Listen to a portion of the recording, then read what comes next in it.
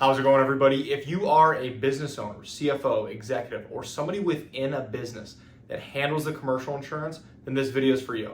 Today, I wanted to talk about a word that nobody really likes to hear, which is audit, and specifically in regards to general liability insurance policies. And I wanted to go over some of the basics around how the audit process works, some tips to remember, and then potential mistakes to try to avoid.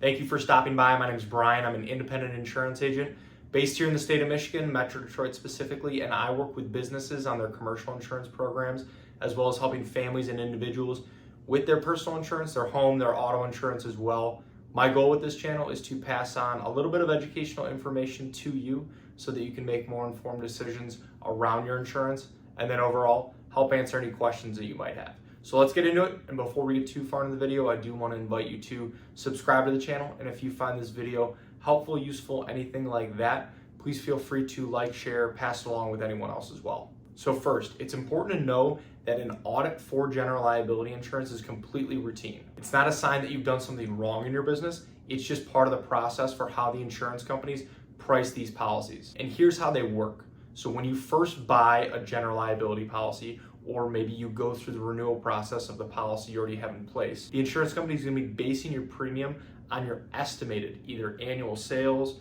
or payroll, or depending on your business, potentially subcontractor costs factored in as well. And then at the end of the policy term, usually within either a month or two, the insurance company will compare those annual estimates to the numbers that your business actually did. So if your business grew and had more sales and more payroll than you expected, then you could owe additional premium, and then vice versa as well. If your business did less than you expected, you could receive a refund or potentially a credit on your next term. But it is important to keep in mind that some insurance companies do have a minimum premium. So even if your business did shrink, you might not necessarily get a refund. And it's also important to note that general liability insurance isn't the only type of policy that is subject to an audit. If you have a workers' compensation policy, you're almost always going to go through a very similar process. And the premium for those policies is going to be tied to your payroll and then your employee classification codes. While with general liability insurance, it will be based on your business's operation, the types of products you sell, or the work you're doing. So for example, a flooring store that also maybe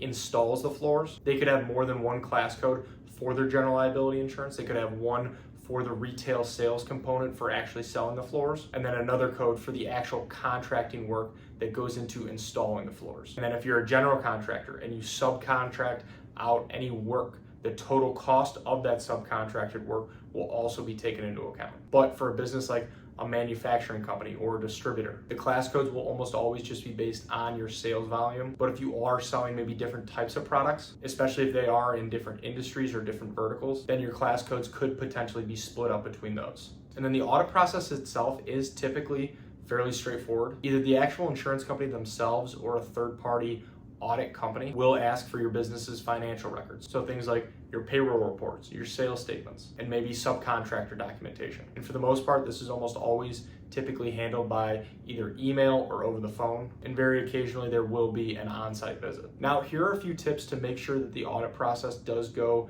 as smooth as possible. First, and probably most obvious, is to try to keep accurate and organized records. Make sure that your payroll reports and sales statements, tax filings, and again, if you do use subcontractors, that your certificates of insurance for those subcontractors are also up to date. Because if you don't have proof that those subcontractors did have their own insurance, the auditor will likely factor those costs into your premium as well. That is to make sure that you review either your employee classification codes for the work they're doing or the class codes for the products and services that you're selling. Make sure that these are accurate, because if you do misclassify your business with these codes, you could have potential issues down the line later, because every insurance company will have a rate associated with each class code, and then you don't want to misclassify your business and potentially owe additional premium if they determine that your business should be in a more expensive class code than what you originally put.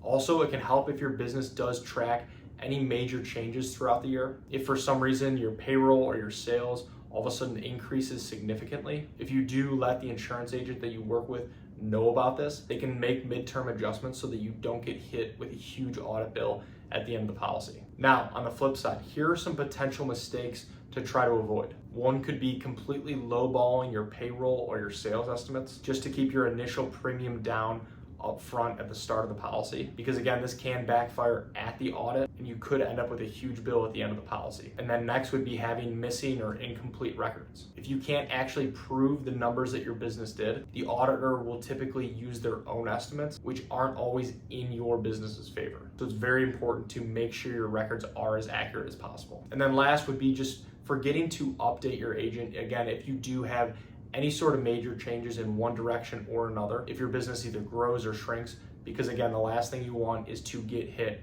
with a big audit at the end of the policy term that you aren't necessarily prepared for. Overall, with all of this, the audit process is standard when it comes to both general liability insurance and workers' comp. And if your business does stay organized, keep up-to-date records, and keep ongoing communication with the insurance company and the insurance agent that you work with, it will help keep the audit process fairly straightforward and simple. So thank you for watching, and if you are looking for help with your general liability insurance or your insurance as a whole for your business, I would love the opportunity to work with you and see if our team can help. There are a lot of ways to get a hold of me, and they should all be in the description below.